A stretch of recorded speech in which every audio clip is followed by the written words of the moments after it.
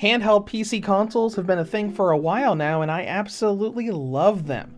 They've got great performance, allowing you to play really great games on the go that can't be played on a handheld console anywhere else. The original GPD Win had Skyrim. The Win Max had the Resident Evil 2 and 3 remakes. The Win 3 sort of had Horizon Zero Dawn. How much further could you even go? Halo Infinite? Gamepad Digital says yes. So let's dive into their newest device, an updated version of the Win Max laptop gamepad hybrid. Here is my review of the 2021 Ryzen 7 model of the GPD Win Max.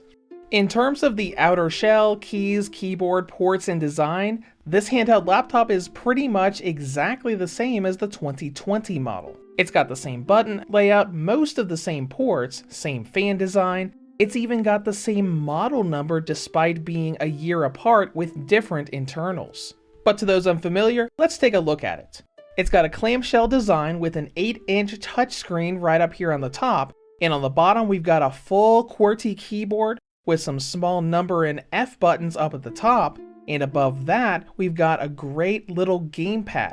2 analog sticks, a D-pad, 4 face buttons, 4 triggers up on the top of the device, and a little touchpad right here in the middle. Looking a bit closer here, right between the D-pad and touchpad up at the top, you can also see 3 small buttons that serve as start, select, and the home button. These controls will register in most games as a USB or Xbox controller, including the home button bringing up the Xbox game bar.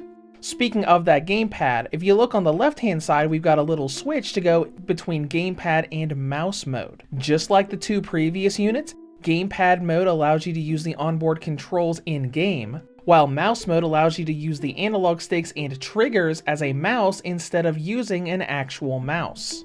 If you take a look on the side, we've got a slot for micro SD and an Ethernet jack, something that I use very often when playing Halo. And on top are the other ports.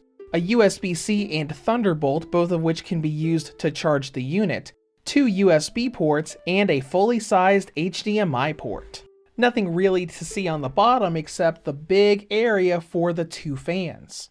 Next come the internals. There are 2 major models of the GPD Win Max 2021. The Intel variant has an i7, the 1195G7 processor, while the other one is the first time GPD has gone AMD, including a Ryzen 7 4800U, which is the model I have. They also expanded the internal storage, giving us a full terabyte to play around with. The resolution is also a bit higher with 1280 by 800 instead of 1280 by 720. Most of these specifications and design points are improved, but we've still got the same design problems the 2020 model had.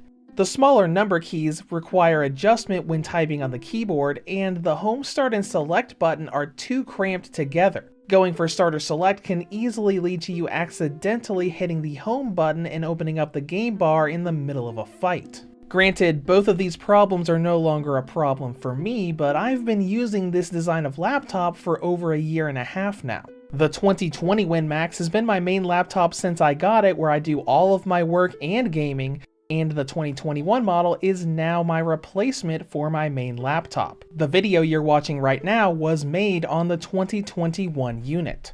Speaking of work, let's talk about performance. For general use, it is mostly good and smooth, but Sony Vegas Pro actually does have a difference and is more taxed on this unit than the 2020 model. This could be an AMD versus Intel thing, but previewing projects in Sony Vegas was much easier to run smooth in full screen on the old unit. I pretty much always have to use windowed and lower resolution to see it smoothly on the 2021 model. That was the only application I noticed a big difference, so let's go over the real section, game performance.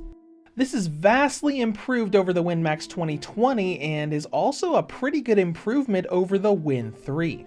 Now before I get into this, I am a casual PC player. I don't overclock, I don't do a bunch of setting stuff. I used the default TDP setting for 20 watts, maximum brightness with the Wi-Fi on. That's all I did.